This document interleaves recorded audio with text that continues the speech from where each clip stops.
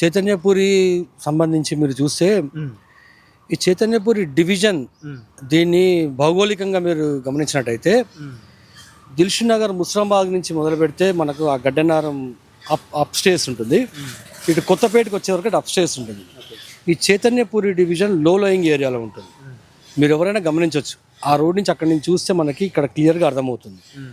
ఈ చైతన్యపురి డివిజన్ ఓ పక్కకు తీసుకుంటే మూసీ పరివాహక ప్రాంతం, హ్మ్.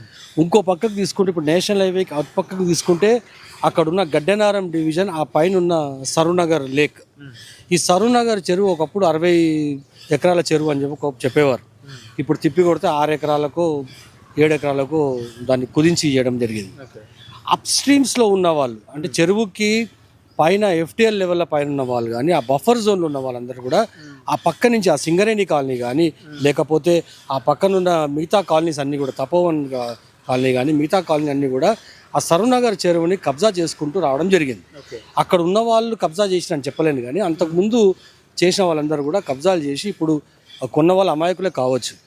అయితే ఇప్పుడు నిన్నగాక మొన్న కొత్తగా 2 సంవత్సరాల నుంచి హైడ్రా అని చెప్పి ఒక హైడర్ క్రియేట్ చేసి హైదరాబాద్లో ఇవి చేస్తున్నారు. దీనిలో మంచి ఎంత ఉంది అని అంటే, అందులో మంచి ఉన్నది మాత్రం ఒక 1%. మిగతా 99% మాత్రం చాలా విగరస్గా, చాలా క్రూరంగా చేస్తున్నారు. ఇప్పుడు ఇలాంటి పరిస్థితి ఇప్పుడు చైతన్యపురి డివిజన్ సంబంధించి వచ్చినప్పుడు నేను చెప్తాను చూడండి. చైతన్యపురి కాదు, ఈవెన్ గడ్డనారం డివిజన్ కానీ ఓకే. ఇప్పుడు సరూనగర్ చెరువు కుదించుకుంటూ రావడం జరిగింది. సరూనగర్ చెరువుకి జిల్లేలగూడ చెరువు నుంచి కానీ మిగతా అప్ స్ట్రీమ్స్ నుంచి ఉన్న చెరువు నీళ్ళన్నీ కూడా, లేకుంటే వర్ష ప్రభావితంలో వచ్చిన వరద నీరంతా కూడా సరూనగర్ చెరువులోకి వస్తుంది. సరూనగర్ చెరువులోకి వచ్చిన తర్వాత నీళ్లు ఆ పైకి పోకుండా అక్కడున్న ఇప్పుడు చెప్పిన ఏదైతే కాలనీస్ వాళ్ళు ఉన్నారో ఈ పక్కన వచ్చేసి ఈ తూములు ఇవన్నీ కూడా ఓపెన్ చేసేసి ఇవన్నీ కూడా ఈ డౌన్ స్ట్రీమ్లో ఉన్న గడ్డనారం డివిజన్ మీద నుంచి కానీ ఇటు నీళ్ళు వదిలిపెట్టేస్తారు. ఓకే. ఎప్పుడు అర్ధరాత్రి కూడా. ఈ జనాలందరూ ఈ గడ్డనారం డివిజన్లో ఉన్న వాళ్ళు కానీ చైతన్యపురి డివిజన్ అందరూ మంచి నిద్రావస్థలో ఉంటారు. ఎప్పుడు అర్ధరాత్రి వదిలేస్తారు. ఈ వదిలేసిన తర్వాత మీరు ఆ పిఎన్టీ కాలనీ సంబంధించి తీసుకుంటే వివేకానంద నగర్ కాలనీ కానీ, మిగతా కోదండరామ్ నగర్ కాలనీ కానీ, మీరు శారదా నగర్ కానీ ఎప్పుడు కూడా నీటికి ముంపు జరుగుతూ ఉంటుంది. దానికి సంబంధించి ఎన్నో అండర్ గ్రౌండ్ డ్రైనేజీలు లాంటివి ఎన్నో ఆల్టర్నేటివ్ చేసినా కూడా నీటి ప్రవాహాన్ని ఎవరు ఆపలేరు. నీటి పళ్ళ మెరుగు దీన్ని ఎవరు కూడా దాన్ని చేయలేని పరిస్థితి వచ్చింది పరిస్థితి. దీనికి ముఖ్యంగా కారణం ఏంటంటే చెరువుని చేయడమే. ఇప్పుడు హైడ్రా ఎన్నో చెరువులకు సంబంధించి వెళ్ళి ఎంతోమంది తీయడం జరుగుతుంది. మేమేమంటామంటే కనీసం ఒక 10 ఎకరాల వరకైనా చెరువుని పెంచడానికి ఆ పై స్ట్రీమ్లో చేయగలిగి ఉండి ఆ చెరువుని మొత్తం కూడా పూడిక తీయగలిగి కిందికి నీళ్ళు చేయగలిగితే రానున్న వర్షాకాల ముంపులకు కనీసం కొద్ది గొప్పనైనా గడ్డనారం కానీ చైతన్యపురి. అయితే వివేకానంద నగర్ నుంచి అక్కడి నుంచి పిఎన్టీ కాలనీ నుంచి వచ్చిన నీళ్లు మీరు గమనించండి. నేషనల్ హైవే మీద సంబంధించి వస్తే ఈ వివేకానంద దగ్గర నుంచి వచ్చిన తర్వాత ఆ బ్రిడ్జ్ దగ్గరకు వచ్చిన తర్వాత డివైడర్ కట్ చేస్తారు. సాయిబాబా గుడి నుంచి లైన్ నుంచి పిఎన్టీ కాలనీ నుంచి వచ్చిన తర్వాత డివైడర్ కట్ చేస్తారు. దేనికోసం కట్ చేసినవి అవి? అది ప్రజల సౌకర్యం కోసం కట్ చేసి లేవు అవి. రేపు జరగబోయే ముంపు నీళ్ళని మొత్తం కూడా ఈ చైతన్యపురి డివిజన్ మీద వదలడానికి దాన్ని చేస్తున్నది. దాని పక్క నుంచి వచ్చిన తర్వాత నాలా ఉంది. చైతన్యపురి బ్రిడ్జ్ దగ్గర నాలా ఉంది.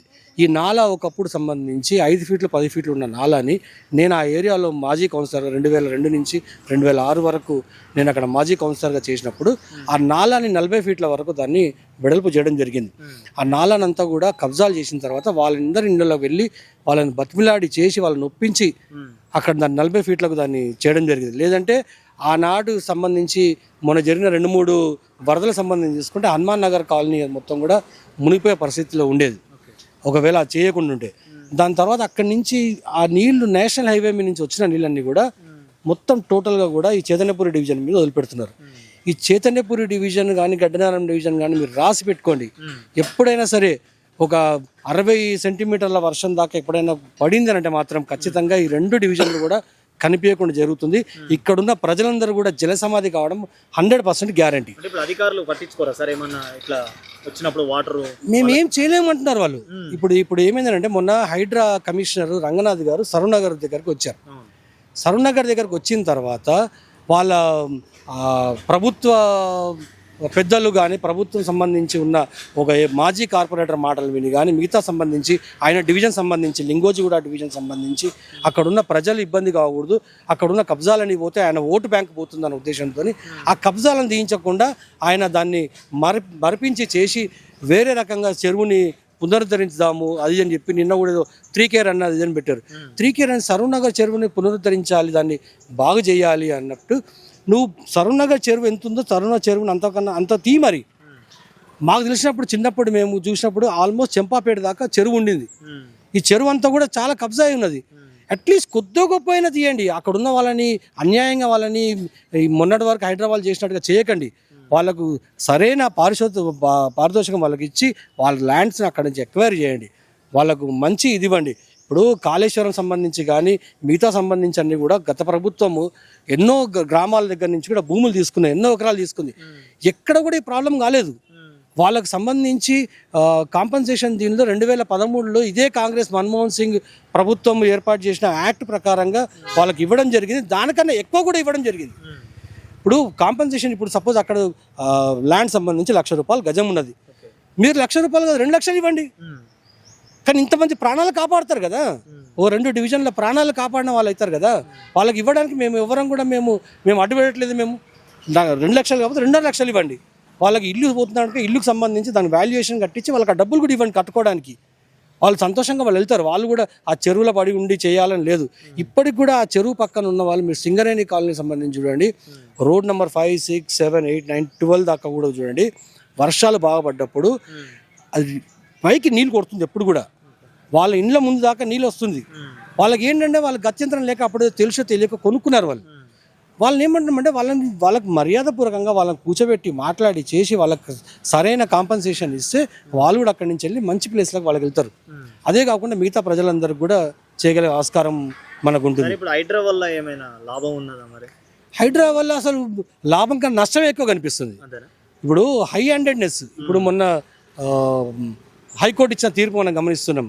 ఏది బతుకమ్మ కుంట సంబంధించి అంత ఎమర్జెన్సీగా పోయి నేనే హీరోని నేనే ఇది అని చెప్పి, అరే కనీసం అది కోర్టులో ఉంది, కోర్టులో తేలలేదు, దాని సంగతి ఏంటో తెలియదు. నిజంగా కూడా అది కబ్జా అయిందో లేదో కనీసం కోర్టు తేల్చనియండి. ఇప్పుడు కోర్టు మీద నమ్మకాలు లేకుండా మీరు ఇష్టం వచ్చినట్టు మీ చేతులకు తీసేసుకొని దాన్ని నేను చేసి చూపించాను చూడండి అని దీన్ని ఒక మోడల్గా చూపించడానికి కనీసం ముఖ్యమంత్రికైనా ఆలోచన ఉండాలి కదా. దాన్ని రిబ్బన్ కట్ చేయడానికి పోతప్పుడు కానీ దాన్ని స్టోన్ పెట్టి దాన్ని కొబ్బరికాయ కొట్టే పోయే ముందు అరే ఇది నిజంగా ఇది కోర్టులో ఉందా లేదా, ఇది పెండింగ్ ఇష్యూనా కాదా, దీన్ని మనం చేయొచ్చా లేదా అని చెప్పి. ఇప్పుడు చెంపపెట్టు అయిందా, చెంప చెల్లుమన్నదా, దానికి సంబంధించి ఇప్పుడు నువ్వు ఓపెన్ చేసిన నీ స్టోన్నే మూసేసి అక్కడ దాన్ని పెట్టేసి అంటే ఎంత సిగ్గుచేటు. ఒక ముఖ్యమంత్రి, ఆ ముఖ్యమంత్రి ఏ పార్టీ అని ఉండేనండి. ఇప్పుడు మన రాష్ట్ర ముఖ్యమంత్రికి అవమానం జరిగినట్టే కదా అది. దానికి కారణం ఎవరు? ఈ హైడ్రా కమిషనరే కదా. ఈ హైడ్రా కమిషనర్కి ఎందుకంత ప్రేమనో ముఖ్యమంత్రికి హైడ్రా కమిషనర్ మీద ఎందుకు ప్రేమనో అసలు అర్థం కావట్లేదు. ఈ హైడ్రాని ప్రజలందరూ కూడా అనుకునేది అంటే చాలా వ్యతిరేకత రావడం ఎందుకు అవుతుందంటే ఈ హైడ్రా పేరు మీద చాలామంది ఉన్న వాళ్ళని లేని వాళ్ళని మొత్తం కూల్చేస్తున్నారు. ఉన్న వాళ్ళని మాత్రం పట్టించుకోకుండా వాళ్ళకు నోటీసులు ఇచ్చి వాళ్ళని హైకోర్టుల నుంచి వాళ్ళకి స్టే తెచ్చుకోవడానికి అవకాశం ఇస్తున్నారు. అట్లనే పెద్ద పెద్ద బిల్డర్ సంబంధించి వాళ్ళకు కూడా నోటీసులు ఇచ్చి వాళ్ళ దగ్గర నుంచి కూడా డబ్బులు దండుకుంటున్నారని చెప్పి మాత్రం చాలా అభియోగాలు వాళ్ళ మీద చాలా ఇవి వస్తున్నాయి. ప్రభుత్వం ఎప్పుడు కూడా నీట్గా ఉండాలి, క్లీన్గా ఉండాలి, ఫేర్గా ఉండాలి, ఓపెన్గా ఉండాలి, ట్రాన్స్పరెంట్గా ఉండాలి. ఇక్కడ ఎక్కడ కనిపించట్లేదు. ఒకసారి ట్రాన్స్పరెన్సీ అన్నదే కనిపించట్లేదు. ఒకరికి ఉన్నవారికి ఒక రకంగా, లేని వారికి ఒక రకంగా, ప్రభుత్వంలో ఉన్న వాళ్ళకు వేరే రకంగా, ప్రభుత్వంలో ఉన్న ముఖ్యమంత్రి తమ్ముడికి అన్నుడికి వేరే రకంగా, మళ్ళీ మిగతా వాళ్ళకి వేరే రకంగా ఇది చేయడం నిజంగా కూడా ట్రాన్స్పరెంట్గా లేదు. మీరు ఏ చేసినా కూడా ట్రాన్స్పరెంట్గా చేయండి, ప్రజలు హర్షిస్తారు ఏదైనా కానీ. నిన్నగాక మొన్న మనం ఆ బండి భగీరథ్ సంబంధించి కూడా ఆ కేసు సంబంధించి కూడా చూసాం. అసలు ఎక్కడ ట్రాన్స్పరెంట్ ఉంది? ఇప్పుడు చట్టం ఏం చెప్తుంది? ఒక అభాగ్యురాలు, ఒక అమ్మాయికి, ఒక లేడీకి సంబంధించి ఒక అన్యాయం జరిగిందని కంప్లైంట్ ఇవ్వడానికి వస్తే ఫస్ట్ ఇమ్మీడియట్గా ముందు ఎఫ్ఐఆర్ చేయాలి. దాని సెక్షన్ సంబంధించి తర్వాత విషయాలు, దాని తర్వాత మనం యాడ్ చేసుకోవచ్చు, దాన్ని ఇది చేసుకోవచ్చు. మీరు కనీసం 5-6 గంటలు ఒక తల్లిని పోలీస్ స్టేషన్లో కూర్చోబెట్టి ఆమెని ఆ కంప్లైంట్ మార్చమని, మేము ఇలా అయితే చేయమని చెప్పి ప్రెషర్ పెట్టి కంప్లైంట్లు అన్నీ కూడా ఆమె ఇచ్చే కంప్లైంట్లను మార్పించి 12 గంటలకు రాత్రికి కూడా ఒక ఎక్నాలజ్మెంట్ ఇవ్వలేదని అంటే లా అండ్ ఆర్డర్ పరిస్థితి ఏముంది? మొన్ననే మనం చూసాం సిఆర్ఎంబి సంబంధించి క్రైమ్ రేట్ మన సంబంధించి తెలంగాణలో 18.5% పెరిగింది. ఇప్పుడు నాకు తెలిసి దేశంలో నంబర్ 1 పొజిషన్ మనమే ఉన్నాం క్రైమ్లో. నాకు అర్థమవుతున్నా కదా. ఇప్పుడు బండి సంజయ్ కుమారుడి కేసు నడుస్తున్నంత సేపులోనే కనీసం ఒక 4-5 కేసులు పోక్సో కేసులు అయ్యాయి ఈ రాష్ట్రం, ఈ చుట్టుపక్కల హైదరాబాద్ చుట్టుపక్కలనే. నిన్నగాక మొన్న 4 రోజుల ముందే మనకు ఓ యావజ్జీవ కారాగార శిక్ష రంగారెడ్డి జిల్లా కోర్టులో మొన్న ఒక శిక్ష వేయడం జరిగింది. మొన్న జరిగింది సార్ ఓ దాని మీద. అంటే అసలు లా అండ్ ఆర్డర్ ఇప్పుడు ప్రభుత్వము ప్రజలకి ఒక భరోసాగా ఉండాలి. మొన్న ఏం చెప్తున్నారు అసలు ఫస్ట్ పాయింట్ ఏంటంటే ఇమ్మీడియట్గా ఎఫ్ఐఆర్ చేయలేదు. ఎఫ్ఐఆర్ చేసినా కూడా దానికి కరెక్ట్గా సెక్షన్లు యాడ్ చేయలేదు. సెక్షన్లు యాడ్ చేయడమే కాకుండా వితిన్ 24 గంటల లోపల ఆ అక్యూజ్ని ఎవరైతే నిందితుడున్నాడో ఆ నిందితుడిని ఇమ్మీడియట్గా మనం అరెస్ట్ చేయాల్సిన బాధ్యత పోక్సోలు ఉన్నది, అది చేయలేదు. తెలంగాణ ప్రభుత్వం పోలీసు వ్యవస్థ అంత నిర్లక్ష్యం ఉంది. పోలీసు వ్యవస్థ నిర్లక్ష్యంగా చేయబడుతుంది. తెలంగాణ పోలీసు భారతదేశంలో #1 police. Telangana police very very very active police. వాడు ఎవడు ఎక్కడ దాక్కున్నా, ఏ పుట్టలో దాక్కున్నా, ఏ భూమిలో దాక్కున్నా, ఏ అండర్గ్రౌండ్లో దాక్కున్నా కూడా లేపుకరాగల శక్తి తెలంగాణ పోలీసు వాళ్ళకు పూర్తిగా ఉంది. దీన్ని ఎవరు నిర్వీర్యం చేస్తున్నారు? దీన్ని ఎందుకు నిర్వీర్యం అవుతుంది? ఇప్పుడు నువ్వు రాజధర్మం పాటించు, నువ్వు రాజువి, నువ్వు ఇవాళ నేను ముఖ్యమంత్రి చేసిందంటే నువ్వు ఒక ఇది వరకు మనకు సంబంధించిన రాజులాగా రాజధర్మం ఏది? ఆయన కేంద్ర మంత్రి కొడుక లేకపోతే ఓ వేరే పార్టీ కొడుక, ఆయన ఆ పార్టీలోకి వెళ్ళి చిన్నప్పటి నుంచి కష్టపడి పైకి వచ్చిండే, ఇవన్నీ నీకెందుకు? నేనేమంటున్నా అంటే తండ్రి బాగున్నంత మాత్రం నా కొడుకు బాగుండాలని లేదు కదా. నీకు అవన్నీ ఎందుకు? నీకు కంప్లైంట్ వచ్చింది, నువ్వు ఫస్ట్ తీసుకొని రా. నువ్వు పోలీసుల ముందు చేయాల్సిన పని ఏంటి? నువ్వు ముందు అరెస్ట్ తీసుకొని రా. నువ్వు కోర్టు ముందు పెట్టు, కోర్టు తెలుస్తుంది కదా నీకు. కోర్టు మీద నమ్మకం లేకపోవడం ఏంటి? అంటే నీ ఇష్టమేనా? నేను ఊరేయాలంటే నువ్వు ఊరేయడానికి నీకేం అధికారం ఉంది? ఊరేయడానికి నీ అధికారం ఏంటి? నువ్వు పోలీసుగా నువ్వు చేయాల్సిన డ్యూటీ ఏంటి? నువ్వు ఒక నిందితుడిని తీసుకొని వచ్చి కోర్టు ముందు హాజరుపరచు, కోర్టు డిసైడ్ చేస్తుంది. ఇప్పుడు వాళ్ళ తరఫున అడ్వకేట్ ఉంటాడు, వీళ్ళ తరఫున అడ్వకేట్ ఉంటాడు, వాళ్ళ వాదోపవాదం తర్వాత కోర్టు డిసైడ్ చేస్తుంది ఎక్కడ కరెక్ట్ ఉంది, ఏది రాంగ్ ఉందని. ఇప్పుడు అదేం లేకుండా నీ అంత నువ్వే ముందే వాళ్ళని అరెస్ట్ చేయకుండా నీ అంత నువ్వే అసలు మొన్న ఒక మాట చెప్తున్నాడు, ఆయన కూడా బాధితుడే అక్కడ కంప్లైంట్ ఇచ్చాడు అని అన్నాడు. అరే ఎవరికైనా ఒక సామాన్యుడికి ఇవాళ సోషల్ మీడియా సంబంధించి చాలా యాక్టివ్గా ఉన్నారు జనాలు, అందరికి అర్థమవుతుంది. వీళ్ళు కంప్లైంట్ పెట్టేలోగా కరీంనగర్లో ఒక కంప్లైంట్ అయింది అని అంటే ఆ తండ్రి చేసిన ఇన్ఫ్లుయెన్స్ కానీ లేకపోతే ఆ తండ్రికి సపోర్ట్ చేస్తున్న ఈ రాష్ట్ర ప్రభుత్వం కానీ అందరికి అర్థమవుతుంది. కౌంటర్ బ్లాస్ట్ నువ్వు అక్కడ కంప్లైంట్ పెట్టి వాళ్ళని ప్రజలకు న్యాయం, మరి కేంద్ర మంత్రి బండి సంజయ్ కొడుకు న్యాయం అని చెప్పి చాలా మంది అంటున్నారు. మేము అదే చెప్తున్నాము, న్యాయం ఎప్పుడు కూడా న్యాయం జరిగినట్టుగా, న్యాయము జరుగుతున్నట్టు కూడా కనిపించాలి, న్యాయం కూడా కనిపించాలి, న్యాయంని ముట్టుకున్నట్టుగా టచ్ చేసినట్టుగా కనిపించాలి. మీకు ఎక్కడ కనిపిస్తుంది ఈ కేసు సంబంధించి చూస్తే? అంటే ఉన్నోడికి ఒక న్యాయం, లేనోడికి ఒక న్యాయం. అంటే మేము రాజకీయ నాయకులము, పెద్ద పెద్ద పోస్టులు ఉంటాము, మేము మా కొడుకులము. ఆయన ఏమంటున్నాడు, నేను 2 ఏళ్ల నుంచి ప్రజల కోసమే తిరుగుతున్నా, నేను ఆ కొడుకుని పట్టించుకోలేదంటే నువ్వు ఏం సింపతికి ఏం చేస్తున్నావు? నీ అంతా నువ్వు పర్సనల్ సింపతి ఎందుకు ఏం చేస్తున్నావు?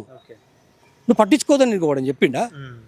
నీ కొడుకుని పట్టించుకోవద్దండి. నువ్వు కొడుకుని పట్టించుకోలే కనుక నువ్వే చెప్తున్నావు కదా వాడు చెడు మార్గం వెళ్ళిండని చెప్పి, వాడు దుర్మార్గంగా తయారని పట్టించుకోకుండానని చెప్పి.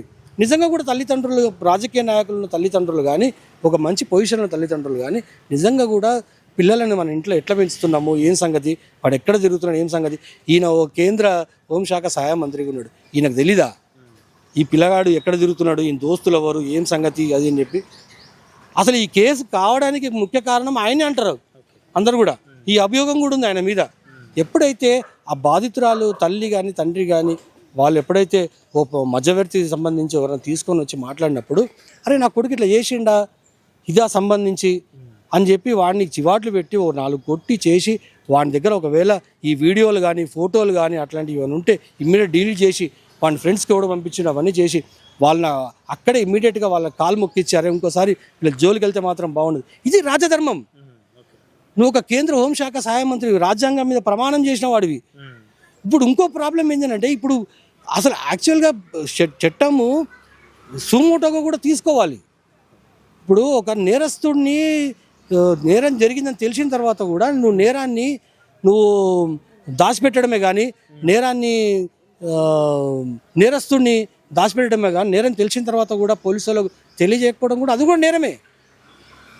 అది నీ కొడుకు కావచ్చు, ఎవరైనా కావచ్చు, రాజధర్మం పాటించలేదు. ఇదే అటల్ బిహారీ వాజ్పేయి గారు ఉన్న పార్టీ ఇది. ఆయన రాజధర్మం పాటించాడు. ఒక్క ఓటు కోసం అవసరం లేదని చెప్పి రిజగ్నేషన్ని పడేసి వెళ్ళిపోయిన వాడు. అట్లాంటి గొప్ప విలువలు గల పార్టీలో ఉన్నారు.